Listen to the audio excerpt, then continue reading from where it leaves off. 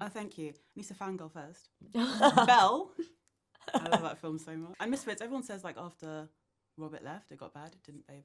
I had this conversation the other day. Thank you. Carla, so Possession, I hope I'm right, it's the first programme you've written like fully. Yes. You've written Yeah.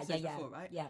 I read that was based on an idea by Jefferson Bannis. Correct, I was wondering like how you came across the idea and how you expanded it. So he had this sort of kernel of an idea about an eyewitness to enslavement who lived to the present day and was involved in some kind of inheritance dispute over his own reparations. Yeah. And I was kind of approached by the production company and asked, here's this sort of one-liner of an idea.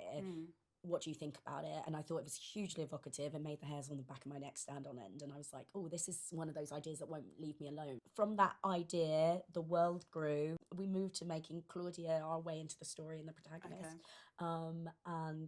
Yes, it started off like that. Well, speaking of Claudia, she is mixed race and you're mixed race, but very different mixes. I was wondering what being Claudia sort of taught you about yourself. My heritage is English and South African, and I think that what I loved about this journey is it's so culturally specific to Jamaica. It was interesting. There's obviously, I think when you do have dual heritage or you grow up in one culture as opposed to another, there are many things that you can relate to, but I loved the cultural specificity of the Jamaican journey in this. And, you know, obviously, you know, Claudia is a lawyer. She's very rational. She's very quite a cool customer initially, but quite detached from her heritage. And I loved the fact that, you know, as an actor and as a role, this was like a huge, meaty ride to get my teeth into. So yeah, for me, it was really approaching it as a role, and then, you know, really being inspired by some of the conversations that it brings up, and, you know, the idea not just of identity but also of justice and legacy, and really, you know, having the opportunity to bring some of these ideas into a TV show, which I've never seen done before, balancing the history and the present day, and really, you know, having such a really big journey for the character to go on. You mentioned before, Carla, about inheritance. That's what the programme was called before. I was wondering what inspired the change to Possession, and also I was hoping you could speak about the double meaning Possession has. We went with inheritance for a long time because we were talking about the inherited trauma of enslavement, also the actual inheritance, the legal story. And I... Honestly, I think Possession was just, we had to change it for marketing reasons. Really? Yeah, but I really like this title for the same reasons. It has several meanings to it. There's the spiritual or demonic possession that we're familiar with, and also the idea of owning things, the inheritance of the house, but also the possession of people. So it worked on many different levels. How important was it to have a Jamaican director?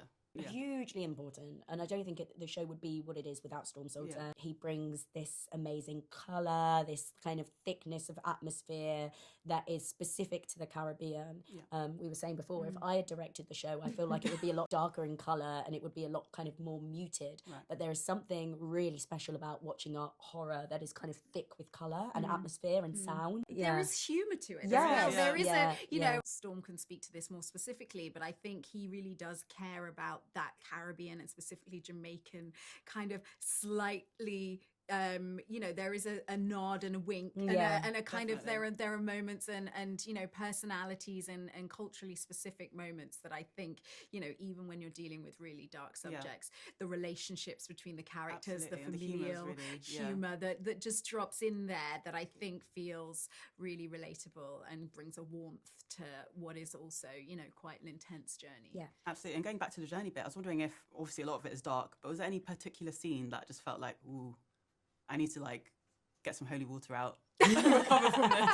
Like, you know, I mean, approaching the house for the first time and going into that building and seeing the slave quarters, just knowing that ground had seen those lives and those deaths and really the blood that would have been shed there. I think that was obviously chilling in its own way. But, you know, then there were other scenes that were really warm and just didn't even need much dialogue, just were visually so evocative, like when Mercy is braiding Claudia's hair, you know, that maternal connection, and, you know, a woman that's been, you know, this tough career woman on a quest suddenly becomes almost a little girl again and has the mothering she never had from Mercy, from her auntie.